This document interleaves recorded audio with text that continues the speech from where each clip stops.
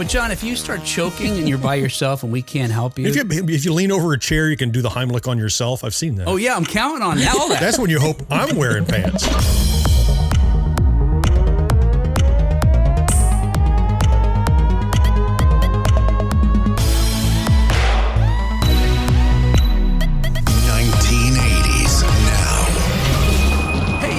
Welcome back to another episode of 1980s Now, a weekly examination of the importance of 1980s pop culture and its influence today. My name's Will. Joining me, as always, are my good buddies and co-hosts, Kat and John. Hello, guys. How are you doing? I'm good. How are you? Hello, Kat and John. Also, my good buddies. Huh. Will's the only one who gets to say how nice he likes people. We just have to say hi, but I'm going to say how much I like people, too. Aww. Yeah, and you just said hi, Kat and John. Did I say hi, Kat and John? Yeah, so. Well, yeah, it was everybody that I like. No, I meant to say that's what I was Kat thinking you were getting It's just at, what I'm used to hearing. I didn't even realize he did. I didn't realize that. It sounded so natural. Rolled right off the tongue. Yeah, John, yeah. And hey, hello to everybody joining us on live as we record live right now. Let's see, who do we see out there? John Henderson's here. John Henderson. Hang on, I gotta have the thing. In addition to John Henderson, hey Ted, hey John. I mean you, John 6478, automaton. And anybody else that may be out there, you're lurking, and that's cool. Say hi if you want us to say hi back, and we will. All right. Hey, on today's show, we're going to review current news stories related to the things from our youths, including the 1980s media that we love, like Rocky is going to fly now. Fly. Yeah. WKRP is back. John's really just going to keep eating. WKRP I'm done. is I had back. to finish. I could not chew what I had.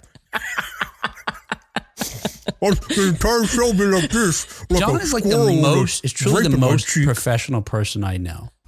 And yet. No. I like that he can come here and just let his hair down, so to speak. You know? There it is. There it is in all its glory. All the way down. There you go. As far as it goes. WKRP is back on the air, and not the way you'd think. Donald Trump dances to, quote, gay anthem. Will a lawsuit follow? Let's see about that. Oh, that's what I'm wondering. Prince, the artist formerly known as, the artist now, well, I guess he's definitely formerly known as now. Well, right? he's formerly now. He's formerly everything. Too soon, Kat? Yeah. He is, what do you call it when you... The artist formerly known as alive. What is that when you combine two words together to make another word? It's called something. It's a portmanteau? Portmanteau, yeah. Portmanteau, yes. Well, as I read this, it sounds like this is supposed to be a portmanteau. Prince is charting like it's 1984. I don't know what two words that is. But. And Knight Rider rides again. If you want to, let's see. Just for copyright purposes, I have the theme here as this. Yeah, just so. Otherwise, YouTube blocks out stuff. There you go.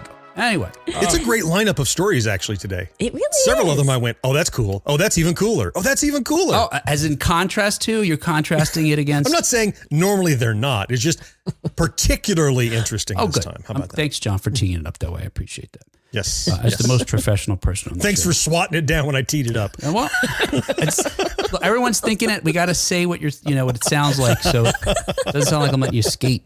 All right. Hey, speaking of that, let's get to this fantastic show. John's words, not mine. And get caught up on 1980s news. Yeah, let's do that. That's what we're here to do. Hey, this week in 1980s news per NBC and other news outlets as well, the Rocky statue is gonna fly now. Isn't that a great song, right? By the way, that theme song. And I wonder if we decoupled it from the film, would it still be something that would make you feel like, charged up and have a montage of sorts in your mind?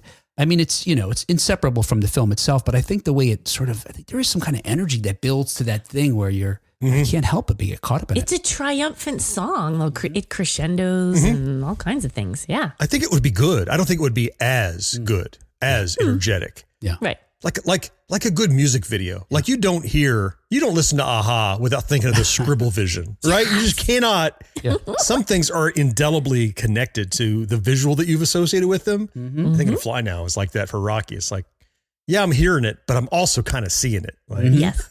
What I picture when I hear that song is a bunch of people running in front of my childhood home. Oh, I had an uncle who would blast that song and Chariots of Fire and Eye of the Tiger and a few other songs during the 10-mile run that happened during the summer. So people would be going right past our house and that would play, repeatedly. Similar, we blasted the Baby Elephant Walk, though. yeah. Oh, that's rude. Rude. Did you save it for the stragglers at the end, the walkers? It's going to fly now for the first 2 hours. Last hour? I like how Kat's stories, so often you don't really know where it's going to go, right? She said, it reminds me of people running past my house. My uncle would blast this music. And didn't you picture her uncle chasing people or something horrible happening? They were fleeing. Well, this will get him off my lawn. Yeah. I didn't really know how it was going to go. And it's kind of a... Gonna fly my ass.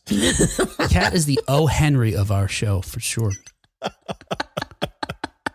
But back to reality, I was going to say, I can't, for me, look, when I hear this song, I can't help but picture Rocky with his arms raised. And speaking of that, workers just uprooted a statue of the fictional fighter from its base outside the Philadelphia Museum of Art and moved it inside, where it'll be the main event of an exhibit celebrating the beloved half-century-old movie Rocky. Yeah, half-century old. And one of the movie's most famous scenes that we're just referred to here, Rocky triumphantly climbs the 72 steps. In fact, he runs up. He tears up the 72 steps at the end of a long workout, a montage of a workout of the museum, and hoists his arms into the air as Bill Conti's theme that we talked about swells in the background. This particular statue, however, is the one used in a scene from the third film in the franchise when Balboa is confronted by up-and-coming boxer Clubber Lang, played by Mr. T. There's some kind of exchange of dialogue that reminds me of Kat's often retort about someone's mother, right? Don't they? Isn't there some kind of... right between him, Clubber, and Rocky, there's something about your mother, something. I don't know. It's much like you see when these... I'll have to research this. Yeah. Rocky is dedicating the statue there in the film, and Clubber Lang shows up to give him a hard time. He's trying to get him to fight him, is what it is. Anyway, the statue is the work of A. Thomas Schomburg, whose sculptures of athletes have been installed at the Astrodome, Superdome, and some other fantastic-sounding dome. Sylvester Stallone, of course, the former Philadelphian who acted as the fictional boxer, wrote all 6 films and directed Rocky III, among others, presented the statue to the city of Philadelphia in 1982 after the film opened. So just like in the movie, where the statue was dedicated by Rocky, Stallone himself dedicated the statue when they were done. Now, the thing weighs, I don't know, I can't remember, I read, it's like 3,000 pounds or something ridiculous. Whoa. Wow. You think the movie people were just like, you think we could just... I mean, come on, you've been in these situations, right? Where you do something and you're like, can we just leave this here? Maybe? Dedicate it? We'd like to donate this. Yeah. You guys have a really big trash bin, no? Hey, we wanted to dedicate this, by the way. But unlike the people in the film script who cheered Rocky when he reached the top of the steps, the real citizens of Philadelphia were not so thrilled to see the boxer at the museum there. As an image of pop culture, it was unparalleled.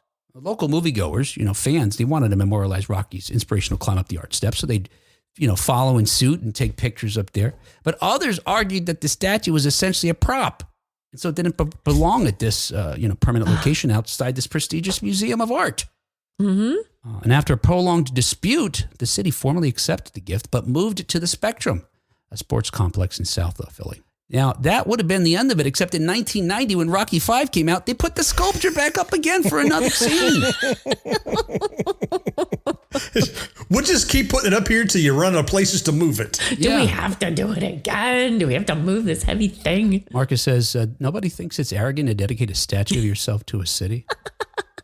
In 2006, despite renewed complaints that the statue shouldn't be anywhere within striking distance of the Renoirs and Monets, the City Art Commission voted 6-2 to move the, 2,000-pound bronze out of storage and put it on a street-level pedestal near the museum steps. So that's in 2006. Among the dissenters, among those two, was the University of Arts president Miguel Angel Corso, who said the site was inappropriate. Now, he conceded that it's art, And to do so, he pointed out some of the debatable aesthetic value of other art that's in the museum, which gives me an idea. Once again, it's time to play. You gotta be fucking kidding. Oh, wow. I'm going to give you 3 works of art. One of them is the actual art that this gentleman referenced to say, hey, look, there's weird art in this museum already, but I don't need this. This is garbage. That's why I left it up there. See how it's all printed out all weird? Thank you. Do you have an assistant? Is there a PA nearby? That's the intern. You have an intern?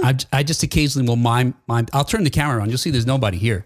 I just occasionally mime to make it seem like the show is bigger than it is.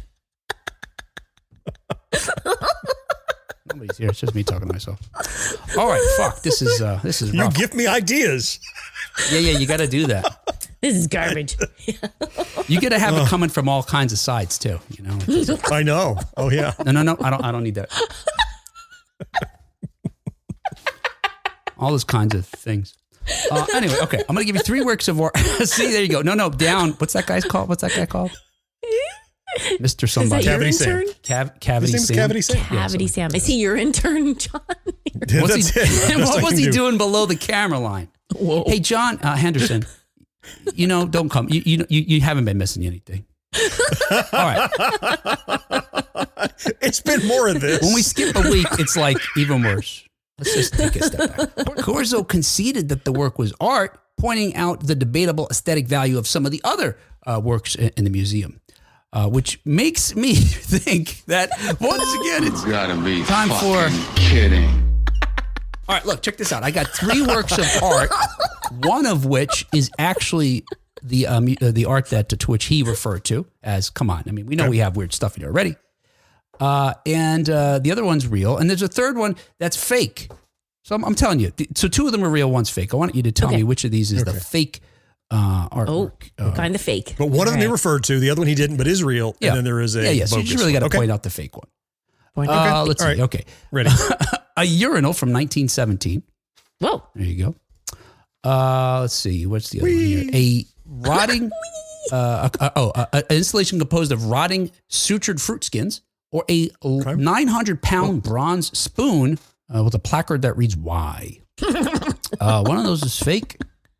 The other 2 are real. What do you think? I feel like the fruit skin one is probably real. My gut is telling me for some reason. Skin's real. Right. Because I've been to Ripley's, believe it or not, and they have those shrunken heads, and they've, they stick around for a while, even though they're desiccated. Okay, so it's between the urinal and the giant spoon. You can't just play game. You gotta play will also, right? So would he Yes. put the wrong one first and then kind of stumble through it a little bit as if just affably reading through something that he'd never seen before, when in fact it's something he invented, or I think I'm going Princess Bride on this. or I clearly cannot choose the spoon in front of you. Or maybe he thought, oh, when I say urinal, they're going to think that's, right away. That cannot be the... I love how you guys play these games with this all the seriousness as if I'm the Riddler and have one of your next of kin in some sort of Saw-like trap mixing metaphors. Yeah, I'm 70% spoon, 30% Urinal. So I'm gonna go spoon with you. And watch, we're gonna be. It's all over the place. It's gonna be stupid fruit. All right, so spoon is what you think is the fake one? I think it's spoon. Yeah, Kat and I agree. Yeah, the spoon's the fake one. You're right. Yeah. 2 out of 3 co-hosts agree. Spoon. Yeah, the rotting fruit is a piece by Zoe Leonard called "Strange Fruit," which is an art installation composed of rotting sutured fruit skins representing a commentary on AIDS-related loss. And the urinal from 1917 is from artist Marcel Duchamp, I'm going to say. John Henderson, correct me if I'm wrong. It's called Fountain. It sparked a debate as far as the definition of art goes because he got it at a plumbing store and handed it over to some art exhibit and said, here's art. It has a small plaque on it that says "Win." Yeah, blah, blah, blah, blah. He signed it Ard Mutt at some exhibition in, I believe it was New York to start off, and it was rejected by the organizers, which touched off a fierce debate about what makes art, and ultimately it winds up in the Philadelphia Museum of Art. There it is. Anyway, so there you go. So look, they already had weird stuff in there, but like this urinal, nobody questioned whether Rocky should deserve to be neighbors with the Thinker, for example. Now inside the museum, because now that's where it is today, the statue is the centerpiece of Rising Up, Rocky and the Making of Monuments. which runs until August 2nd. Afterwards, it will be permanently installed atop the museum steps after the show. There we go. I mean, what are we doing here, Philadelphians? Back and forth, back and forth, back and forth. While you think the initial complaint would be related to the one we've heard many times throughout the last few decades, a new controversy has arisen about the statue's future location. Some fear the steps will have guests going out like Mickey after the Clubber Lang fight. You remember what happens to Mickey in the locker room? Did he fall down steps? No, he dies of a heart attack.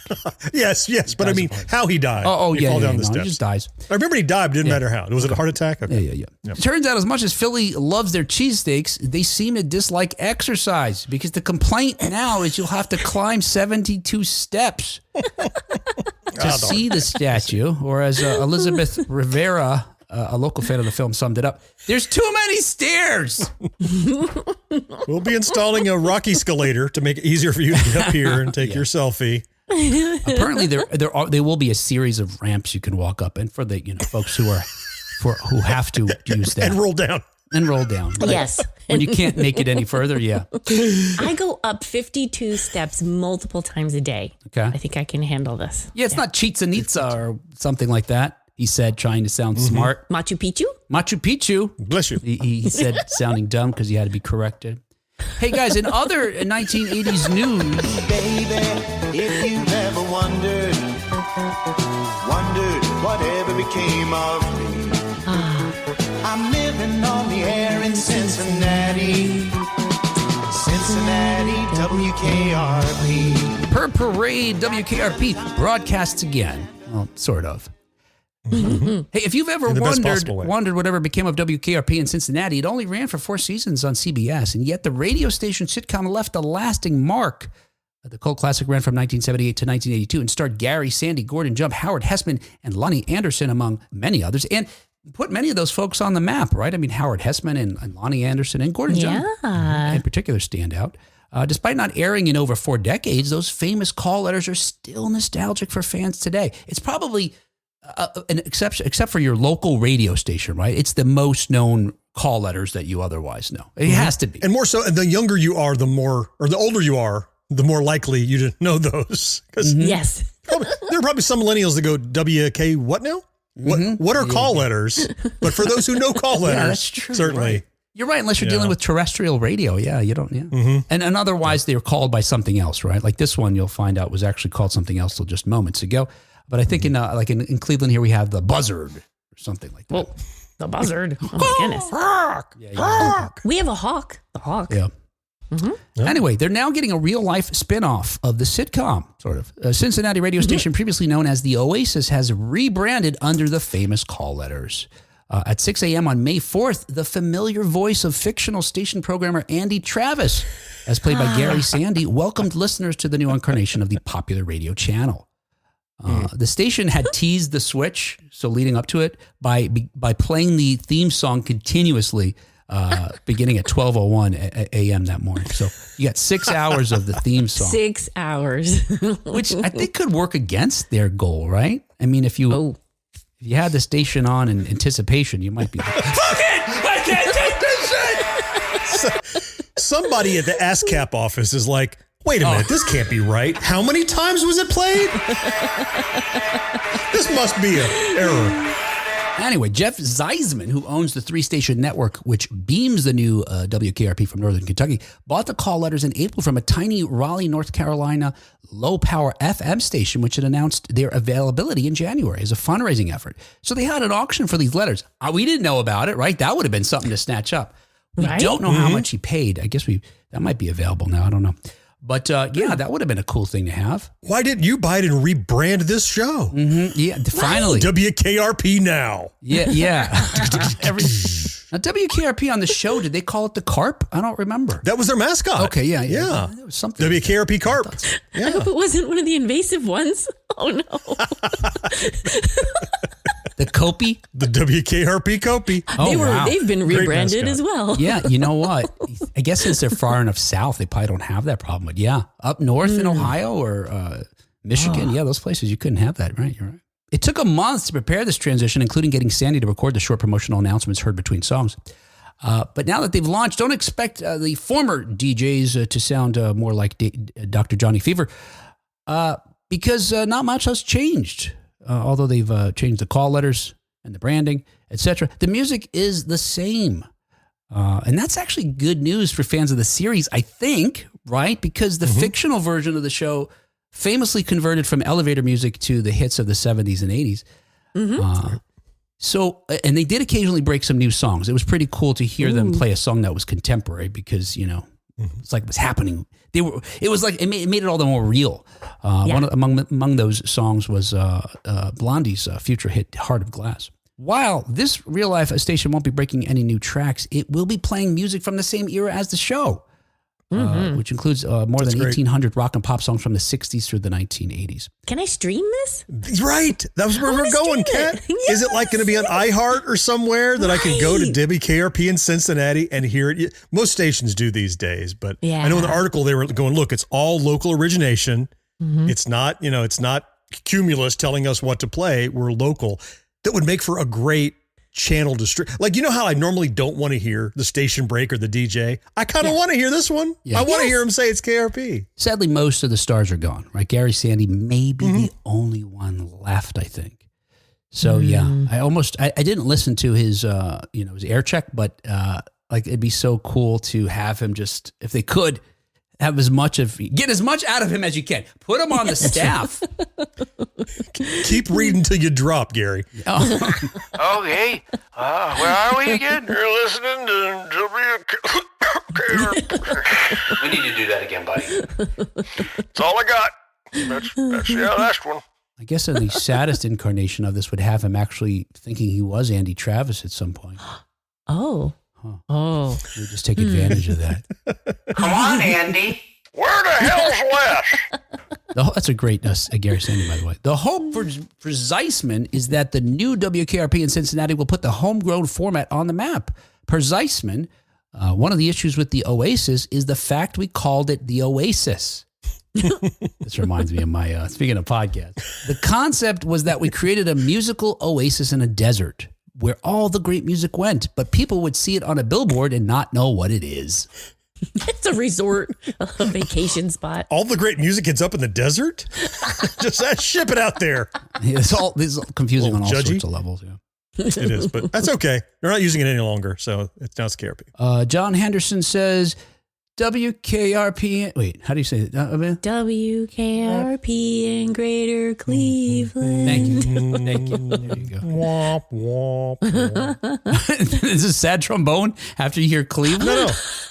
No. It did sound like there's a couple little beats there. Yeah, okay. So I was just playing it in low brass voice, but it's not. Responding to the Rocky statue story, Marcus says, be watching the mailbox. I'll be dedicating a statue of myself to 1980s now next week. Poop shaped. In your mailbox. Okay, can you sing this one, Kat? Can you sing this one that Marcus just put? Actually, I should sing WKRP is on iHeartRadio. Do it. Yeah. WKRP is on iHeartRadio. I think you got to take the is out. Yeah, there's something a little too much squeezing in there. Well, there you go. You can hear it. That's pretty cool. Thank you, Marcus. Happy trombone. All right. Hey, let's see. Where else are we talking about today? Oh, yeah. All right. Hey, next up in 1980s news per Variety, Countdown. Oh, I need my what do you call it music? Do I have it on here? My People's Court music. Let's see. People's Court. Oh, yes. Countdown. Will the Village people sue Donald Trump? Your Honor, my client, the President of the United States of America. Hey, speaking to a crowd at Florida's La Villages retirement community on May 2nd, Donald Trump acknowledged that his wife, Melania, quote, hates when he performs his signature stiff-armed fist-pumping as if he's showering behind glass blocks dance. So wait, he was literally talking to the Village's people about the Village people. John, we're done. Kat, do you remember how a long time ago I told you John would make a statement so clever that could never be topped? That, John, seriously. I think I stole Will's joke. That just happened. No, seriously. We're getting off on the wrong foot. That is fucking brilliant, dude. That's fucking brilliant. I am kicking myself. I get one. I get one. That's the one for this show. That Don't was look for anything fantastic. clever. Fucking fantastic. Holy crap. That's awesome. Okay, yes. I'm going to edit all this out so it doesn't sound so good. Oh, yeah, sure. Yes, take out all the celebratory stuff where I get praised. We Okay. don't even hear that. Yeah, you're exactly wrong right. idea. He does this dance to the Village People's 1978 hit YMCA. That's exactly what he was talking about to the people of the villages, right? All right, I'm not going to restate what you said. Yeah, you're right. Yes, John, that's exactly what he did. He's talking about how he does that, dance where it looks like he's jerking off two NBA centers. Middle out compression. Oh my God. But that's a ski. Is that the skiing one, right? Yes. That's an inside. That's a joke for fans of what's that called? Silicon Valley. Silicon Valley. Yeah. Anyway, so yeah, he dances to the Village People's 1978 hit YMCA at rallies and other events, and he does this silly dance. But when he's doing this talk to the villages, he proceeded to say something that, in theory, could put him in legal jeopardy. Trump said, quote, "Melania hates when I dance to what's sometimes referred to as the gay national anthem." Now, you guys remember, we've talked about this, so now, Yeah. he should be getting in trouble. Yes, here. he should. According to the lyrics annotation on Genius, which is a website that breaks down songs, YMCA is, quote, about gay men having sex in the YMCA. When they sing "Many Ways to Have a Good Time," followed by "It's Fun to Stay at the YMCA," the implication is to have a good time with other young men in the boarding house, end quote. To this day, however, Village People lead singer and co-songwriter Victor Willis remains sensitive about that interpretation. But his reaction to the president's use of the song has been as confounding as the song's lyrics. Yeah. So take you back to 2020. So in 2020, the Village People's manager, Karen Willis, sent a cease and who happens to be not only the manager and entertainment lawyer, but also is married to Victor, hence the same surname there. But she sent a cease and desist letter to Trump demanding that he stop playing YMCA and other Village People tracks at his public events. Needless to say, Trump did not cease or desist. And at the time, a statement from the Village People read, quote, "We have no ill will towards the president, but we asked him to cease and desist long ago. However, since he's a bully, our request was ignored. Thankfully, he's now out of office. So it would seem his abusive use of our music has finally ended." The abuse did not stop. I'd like to talk with Melania because I want to know. Yeah. I mean, I don't really want to talk with Melania, but I would like clarification. What facet of using it is she upset with? Is she A, upset with the silly dance? Yeah. Is she B, upset with the fact that they may get sued? C, is she upset with the fact that it's associated with gay people? Or D, is she upset because it doesn't look presidential? Yeah. In which case I'm like, oh, that's the line. That's the thing. Finally, we found the thing. This is the thing that makes him unpresidential. Everything else has been fine. That silly dance, not presidential. What's the thing that she's or maybe it's E, all of the above, and then some. If we could only. I thought you had a theory, Kat. No, I don't have a theory. I do wish we could. Yes. Damn it. I was hoping Kat would do a Melania impression for us and answer the query. I was so too, yeah. I was waiting so Damn long. it, Kat. I don't know if I have that in me. Yeah. As part of this, I'm just doing this off the top of my head, but part of this statement that he made at the Villages was saying that she says it's not very presidential. So yeah, I think it could be that line. But but then you get to the what's not presidential about it. Is it the song? Right. Back What to about your it? question? Is it the dancing? Yeah. Is the suit? Well, it's not getting sued, so it's not that. Who knows? Who knows? I'm fascinated That's why by I'm this being the puzzled. unpresidential thing. Like, Yeah, I would right. prefer he do this dance over anything else that he does. And I am on board. I don't feel that way, Kat. I think everything is going fine, smoothly. I agree with all of his decisions. Yeah. Everything he's doing is perfect. Country's stronger and more wealthy, and gas prices are lower than ever.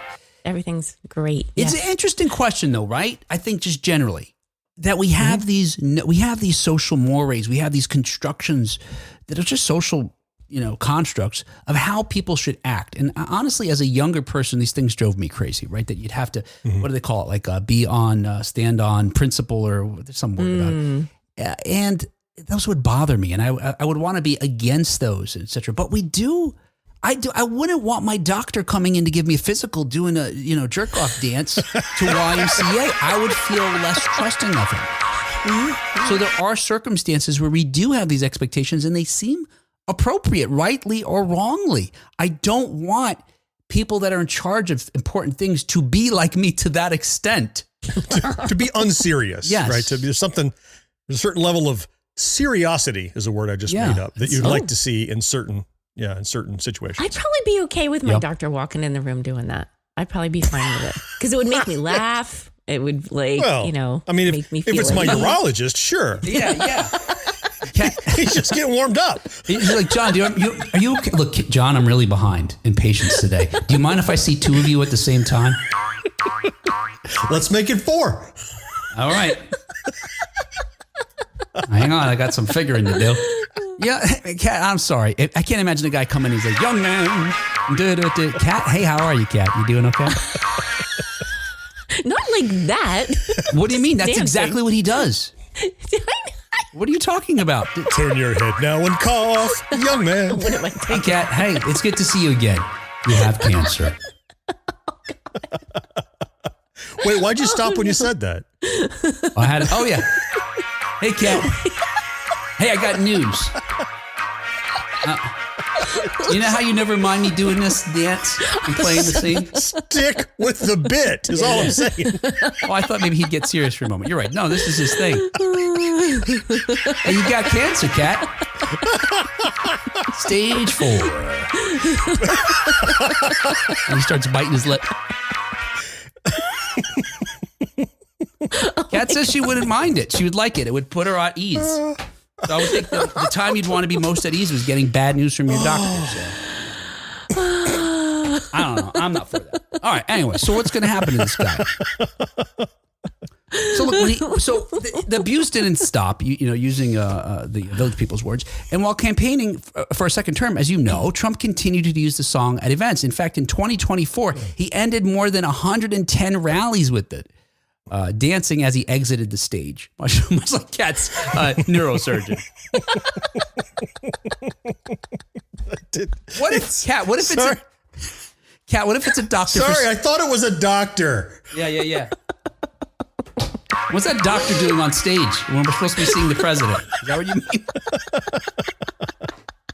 Kat, how would you feel though? Okay, all right. Hang on. Here's another hypothetical. How would you feel if it's a doctor for someone else, like someone in your family? Hey, Kat, I need to talk to you about your mom. We got the test results back. Well, all of this needs to be in the proper context. If there's music playing. I can't wait to hear the good context that it would work in. Go ahead, Kat. Yep, we're all ears. If the waiting room music happens to be playing a goofy song or whatever, and they come in dancing, like that is not a problem for me. Oh, you're changing what you said. I see. So if he comes in with no music playing, then it's troubling. Then that might be trouble. Yes.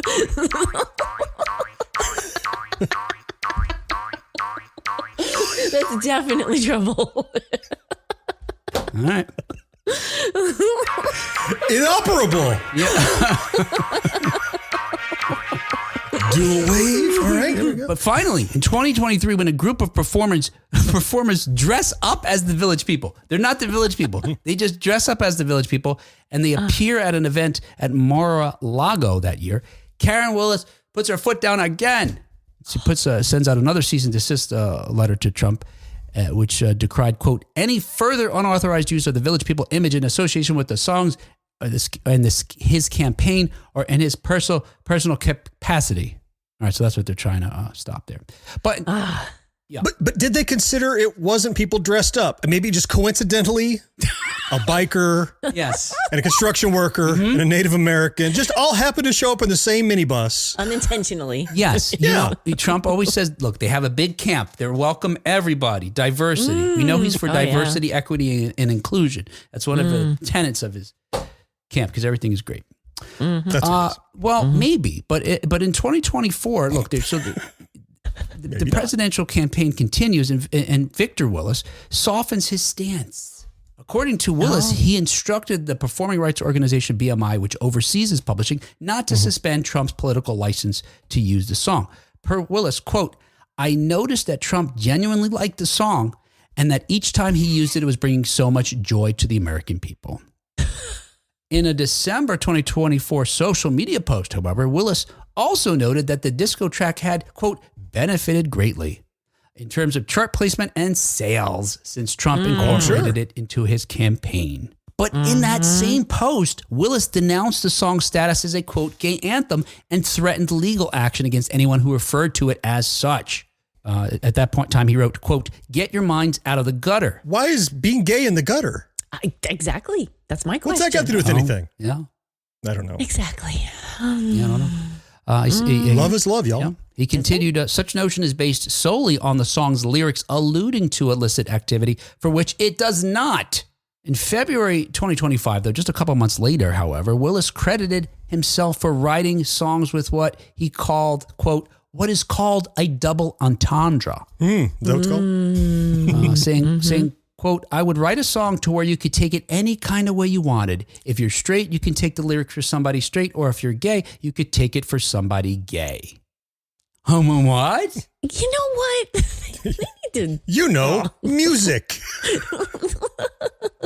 It doesn't mean this. It can mean anything you want. And this was a month after the Village People, some incarnation of the Village People, including Willis, performed YMCA at several Trump inaugural events. Yeah, I guess for the right amount of money.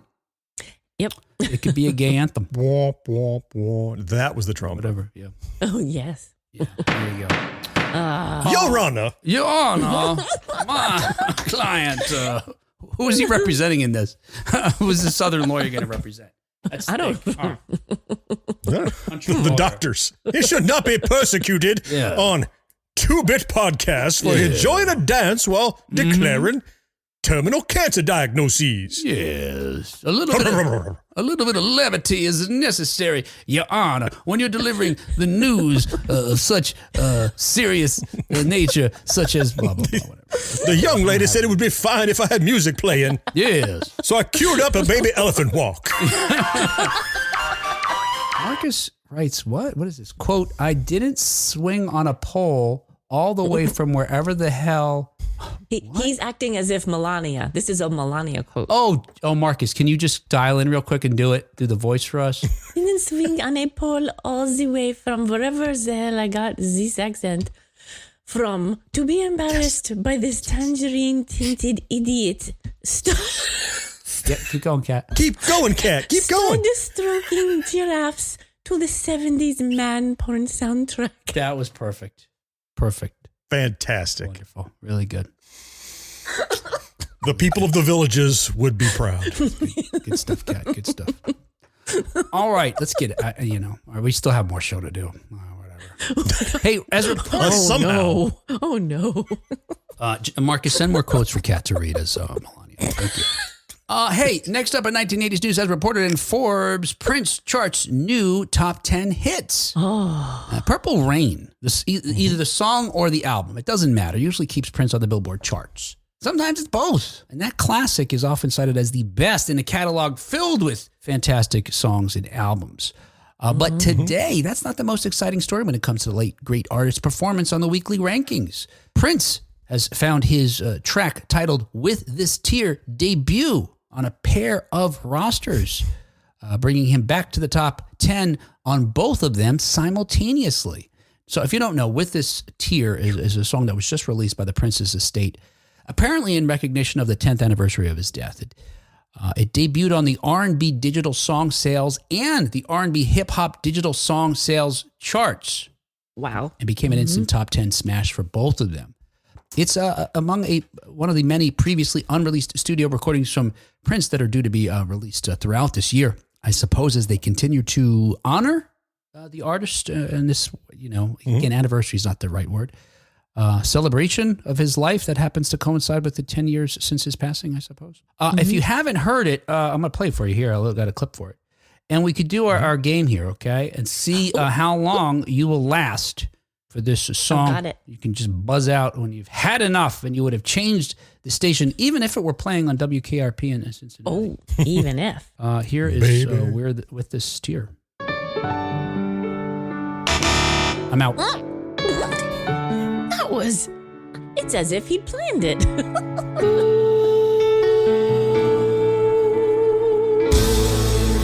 Big Prince fans here. With this team, I'm in. how they want. You're making it the whole 30 seconds. All right. And for you to talk to me like you did. All right. All right. You guys are. Oh. All right. John's out. All right. That's 2 buzzes. It's out. Yeah. I'm not a fan. No. Now, I tend to think, right? I mean, doesn't this always the case? Like when you get a movie and they have the deleted scenes and then they add them back in, or they have the something else cut, blah, blah, blah. They're never as good, usually, as what made it to the public for a reason, because the artists behind these things know what they're doing. Yeah. It's true also about Michael Jackson. Suppose he has, dozens of songs he never released. There's a reason. He was like, that's not to meet my standards. Much like this episode, which should be vaulted of 1980s now, it shouldn't be heard by the public. And the folks involved know it. I don't know. For me, that doesn't live up to the high quality that I've come to expect from Prince, the artist formerly alive. See, I feel like I can choose other Prince songs that I feel like are, wow, even more of a favorite or better. But that doesn't mean I don't like this one. I'm not going to change the station. Yeah. Even if it's on WKRP. Oh, really? I got to. Yeah, I'm not going to change it. I liked it better than I thought I would, actually, which is not to say that I'm not a super fan of Prince. I appreciate a subsection of his library, we'll say, right? Yeah. But there's some stuff he has that's just a little too wandery for me. It's just a little too going in the weeds, and I like the most popular pop stuff, and that's probably why it's the most popular pop stuff, because it's structured and it fits the mold of a song. However, I thought this might be a little more wandery, and it's just a different type of music than I expect from him, is what it is. It's a little more contemplative. It's a little more, there's no driving rhythm section or drums going on or anything, or guitar solos tearing your eyeballs out. It's just like this la la la. But then the warble is what warbling in the voice. You're not a fan of the that warble. Thing. That's what got me out. I was like, yeah. It's like this other song that you don't like. He's still out there. I can't. Let me in. It's so cold. Open the window. Wild Thing says not good. I think that sums it up for me as well. I might have been a little biased too, because I did watch the song earlier today, and I was riveted by all the images that they were showing in the video. So I think that affected my perception of the song as well. I was enjoying the visuals. Nope. I would not be tricked by visuals. Correct. Music is an audio medium.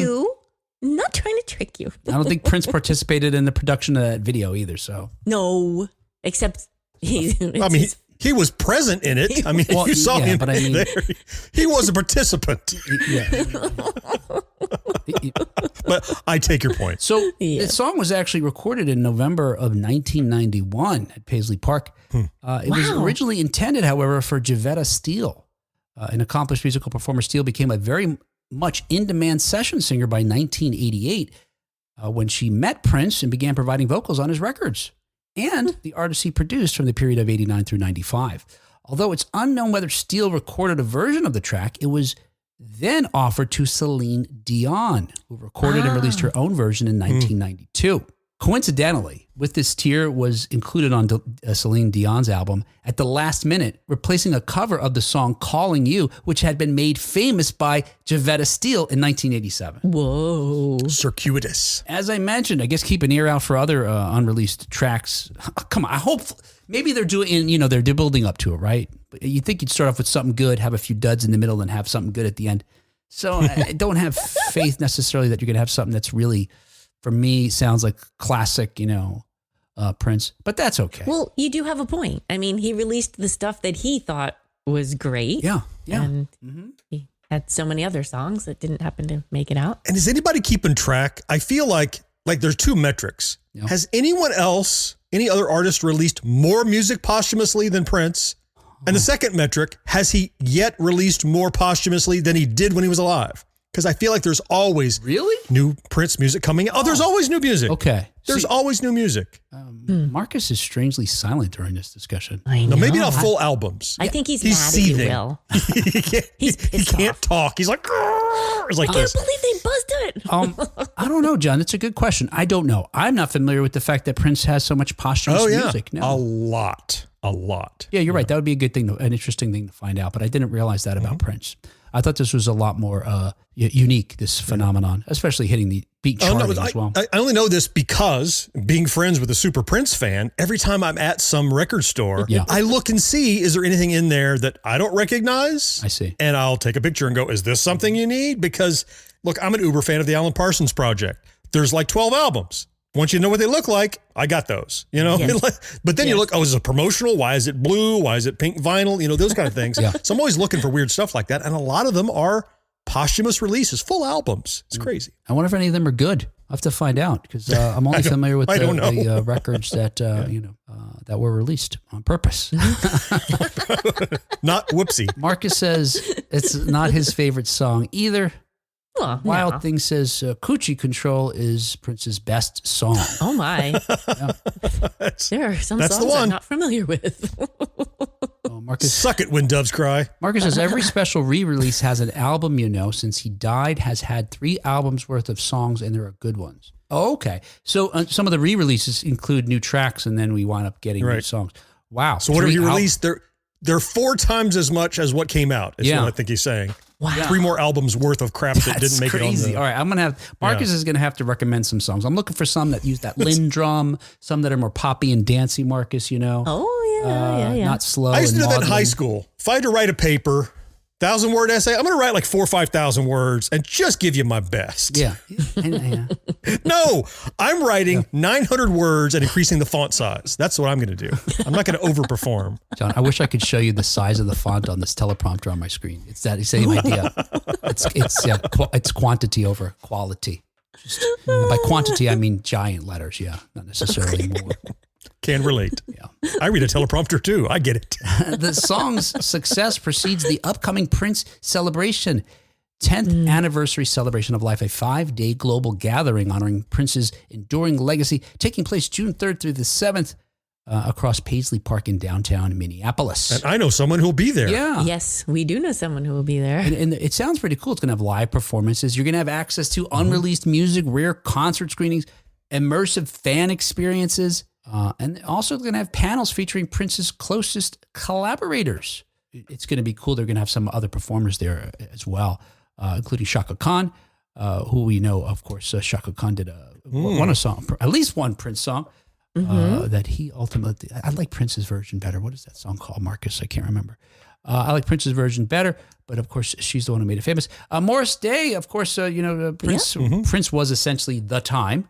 Although it's Morris Day in the time, but that was Prince. And El DeBarge, and more folks are going to be announced as well. I feel for you. There you go. You know what? I do like Shaka Khan's version, huh? I'm envisioning a new fan experience. Yeah. We have Prince's unwashed gym bag. We'll unzip it, stick your face in it, zip it back up to preserve. Yeah. Oh, now I know. Hey, you took too long a sniff. Put another extra $5 in the jar. Look at this guy. And he exhaled it into a Ziploc bag and closed it. Get that Ziploc bag. You can't take the smells with you. You got to blow them back in the bag. Marcus says that he will be there. Yes. We'll be reporting live for 1980. Oh, good. Then we will dedicate a statue. And John, he points out that Prince had 36 studio albums, so he's not close to reaching that posthumous exceeding it with the posthumous recordings yet. And for every one, he had 3 more, so he will. Oh, wow. It's a matter of time. That's, yeah. Hey, finally, in 1980s news, per Joe Blow, Knight Rider rides again. Hey, back in 1982, I mean, imagine what look, there's plenty of great TV shows on now, right? I mean, there are. It's harder to find them because there's a dirge of also crappy TV shows too. So dirge. There's a plethora of crappy TV shows as well. But back in the day when you had 3 channels, there was odds are you're going to find the good stuff because if it's not good, it's getting canceled after a season or mid-season sometimes.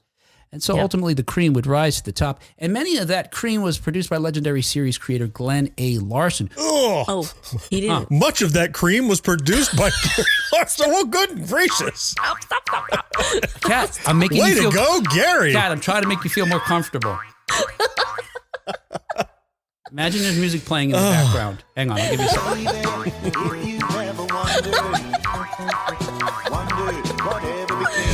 forget to bite your lip. That help you? I'll give you other music instead. Oh, yes. Yeah, I like this one. Glenn Larson, look at this. I mean, this is just a short list of some of his bona fides. He produced Buck Rogers, Battlestar Galactica, BJ and the Bear, Magnum P.I., The Fall Guy, Manimal. You could throw in Sheriff Lobo if you want. I was a fan. And many others. I'm surprised you threw in Manimal, but I'm happy. Oh, I loved Manimal. Yeah, I loved Manimal. Yeah. Still, you could do something with Manimal today, I think. Yeah. Yeah. If you had two Manimals, you could do something with them too. Brought us, but look, in 1982, Glenn Larson brought us another classic, Knight Rider. Everybody knows, right? The show starred the Hoff before he was the Hoff, and he had a full name, David Hasselhoff. He started as Michael Knight, who battled crime with help from his sidekick, Kit, an artificially intelligent car voiced by William Daniels. It ran for 4 seasons and 90 episodes and made such an impact on pop culture that it spawned multiple TV movies and attempts at bringing it back in a number of different forms. Failed miserably each time, unfortunately. Well, now we've got a 5-part, 5-hour documentary called Knight Rider Declassified, and it will take us through the thrilling history of the beloved program. It looks super cool. The trailer is way too long to play. It's over 6 minutes long. Yeah. But just seeing those 6 minutes and seeing what they're going to touch on and the quality of the programming. It's packed with people who were insiders, who were there. Not just we got a couple people. Yeah. It's astounding. Yeah. And people who weren't even maybe on the show, like there's Dukes of Hazzard people too. Yeah, what was interesting is almost by watching the trailer, you're not sure it's going to be about Knight Rider. It seems like it's more like going to be about that era of television in the late 70s into the early 80s where these shows focused on some kind of superpowered vehicle, or not necessarily superpowered, stunts with cars, motorcycles, helicopters, airplanes, etc. that were stunt-heavy shows at the beginning of the decade. That's what the trailer focuses on. I thought this is cool, and then obviously it's going to eventually sort of land on Knight Rider. I felt like maybe that was the funnel. Like, here's our entry vector. Here's why it's so important. The era it was in, and it showed these other celebrities from other shows who were also fans of the show that we're celebrating here. And I'm guessing that over the course of the series, it's going to focus tighter on Knight Rider, which is okay either way with me, frankly. The way it looks like it's produced is something that's going to be worth watching. And Kat's right. They have folks from the Dukes of Hazzard, including Tom Mopat and Catherine Bach and some other guy. And they also talk about The Fall Guy as well. And those are 2 shows that predate Knight Rider. And they seem to be teeing up the fact that shows like that is what led Glenn Larson to, try to, The Fall Guy was also his show, but to focus on another television show that could be in that milieu. Yes. Anyway, like John said. Machu Picchu. In the Machu Picchu of it. Yeah. Thank you. Now I sound smarter. But yeah, it seems like they're going to share how they brought this series to life, including tales about the creation of the car, the life-threatening stunts, which there's a lot spent on the stunts, talking about how they didn't realize how dangerous some of them were until they did them, and how badly they would fuck up these cars. They had to fix the ones that got broken. It's funny. The guy in the documentary trailer says that when we had to fix these, and they show a stunt. There was no fixing that kit. No fixing it. No. The wheels came up through the roof when it landed. Like it was just a like the whole front clip just busted off the frame. You're like, oh, that's done. And one of the stuntmen says, we realized the stunt drivers were breaking their backs doing some of these stunts, and they had to make some changes. Why is that plural? Why was that plural? Like, this is the first one, and you're like, all right, we got to do something else. Don't worry. That dude had a very weak back. He'll be fine. You mean Johnny No Spine? No one's surprised. Well, he's known in the industry for being a crybaby. Yeah, right, of course. And paralyzed. Yeah, again, Johnny? Come on. Hey, Johnny. How's he doing, buddy? Heard you on that show. No. Knight Rider. No, I know you can't wiggle your fingers. I'll wiggle for you. Yeah. Hold on. Look, let me grab your fingers. Yeah, exactly right, Johnny. Oh, Johnny. Well, I'm sorry it's Johnny, but Johnny is just an easy to grab name. That's, that was always my go-to name. Now we got a John on the show, and now what do I do? Yeah, like Johnny Fleiswater. And it was Gary or Jeff? Reach around. Doug. Reach. You got to get the name right. I love how our show is just for us. They say do what you love. Yeah. I'm so grateful for the folks that are here. Oh, like Brad, who just joined us. Yay, Brad. Per Joe Blow, who was able to share this trailer, at least initially exclusively. They also chatted with folks that created the documentary in connection with the release of this trailer. Joe Blow seems to have maybe seen it because they say it's the most comprehensive look at one of television's most enduring legends ever produced. The producers of the film told Joe Blow, in fact, that they worked on Declassified for 3 years. And among the many cool things that they explained that they did was they recreated the opening by returning to the various locations that were used. And they noted that most of them hadn't changed in 40 years. But to do that, and it's pretty cool. You see some glimpses of it in the trailer. I hope that they have just the original shot for shot at some point unfold because it's sort of interspersed. But they matched the original camera angles, the direction, the coordinates. It seems like they shot it at the same time of day. They used a replica car built by some Knight Rider historians. It's so that even I would watch made it from scratch because the real ones are all gone. Yeah. No. Anyway, I really look forward to this. Blu-ray copies are available exclusively through the official website. There's a link in the show notes. If you want to get your hands on it, you could order it right now. It's $100. Oh shit! No Whoa. kidding. All right. Well. Oh my gosh. The 5-episode set is $100. There's also a super set for $199. But I'm like, they're like exclusively available here. I'm like, I want to see it. Yeah. I'm not sure I want $100 see it. Wow. But I mean, I guess I just need to find like 5 friends who want a $20 see it and get together. Yes. I got 2 friends right here, John. What's you? All right. Yeah, Johnny, he can't nod, but he says yes. Just get his wallet out of his pants. They're sitting over there on that chair. I think your mom wants to see it. What? What just happened?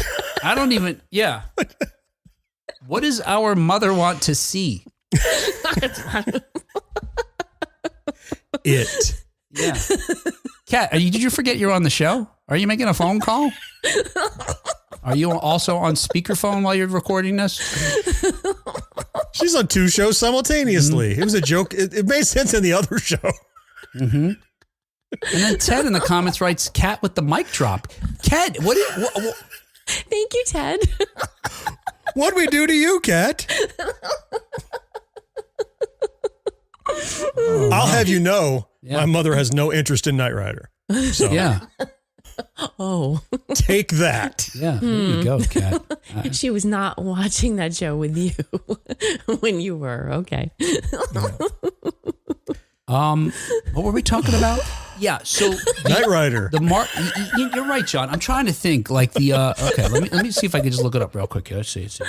I'm looking at our buddies over at Creator VC. They're the guys who made the. Robin's been on the show a couple of times. Robin Block. They create the documentaries about the 80s, and now they're moving into 90s as well. But horror films, etc. Like Inside.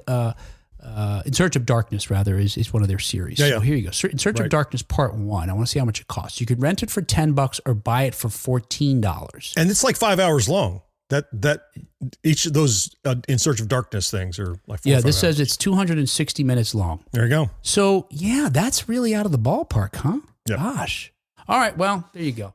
Yeah, I'll stream it or rent it when it's available, I suppose. Yes. Sorry, guys. Pony up. We'll still put the comment. We'll put the link if you get those kinds of deep pockets, you can get a copy of it. Let us know. And you can loan us the Blu-rays. Yeah. Yes. Oh, Brad says, how much to get John to wiggle on camera live? Huh. Oh. I don't know. What do you do a wiggling thing, John, or was he talk? Maybe Brad joined Let's us later. see a wiggle. He doesn't know about the two-handy dance. Maybe step. so. I don't think he knows about Because it said Johnny couldn't wiggle or something. the shenanigans okay. earlier. Oh. Brad missed out on the setup for that one. Yeah. Well, missed out is relative, I guess. Relatively speaking. You guys don't realize hearing this show live, you're in for a treat because no one else is ever going to hear this episode ever. It'll be deleted. It's going to be 41 minutes long. Yeah, this is like it might very well be. This is like, what was it, Snapchat? It's just going to disappear after we're done here. Yeah. And Ted says, welcome to 1980s now, where it's still okay to make fun of a paraplegic of paraplegic inducing accidents. It was fictional. I mean, we did make it up. Right. It was a theoretical. Right? We did make it up. All right. Hey, before we get sued by Victor Willis, that's the show. Oh, and this show that you may never hear is brought to you thanks in part to our early adopters, Rick Parker and Karen Flieger. Hey. Awesome. And thank you especially to our Secret of Our Success Level Patreon supporters, John Henderson, Brandon Greer, Marcus Taylor, Matt Marino, and Vincent Ferrari.